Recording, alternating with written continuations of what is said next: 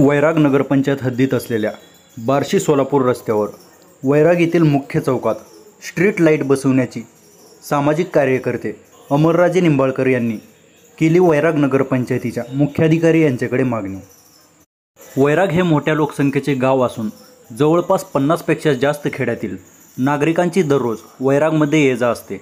असे असताना वैराग येथील बार्शी सोलापूर रस्त्याला काम पूर्ण करून 2 वर्ष होऊन गेले।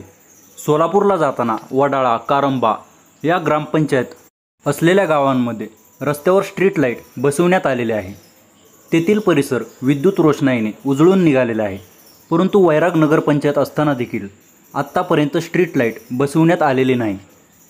याच अनुषंगाने सामाजिक कार्यकर्ते अमरराजे निंबाळकर यांनी मुख्याधिकारी विद्या पाटील यांना निवेदन देत वैराग येथील मुख्य छत्रपती शिवाजी महाराज चौक परिसर तसेच छत्रपती संभाजी महाराज चौक परिसर, मोहोळ चौक या ठिकाणी स्ट्रीट लाईट बसवण्याची निवेदनाद्वारे मागणी केलेली आहे। स्ट्रीट लाईटची सोय नसल्यामुळे अपघातांमध्ये दिवसेंदिवस वाढ होत आहे। वैराग शहराची लोकसंख्या पाहता स्ट्रीट लाईट असणे अत्यंत गरजेचे आहे, असे निवेदनाद्वारे त्यांनी म्हटलेले आहे।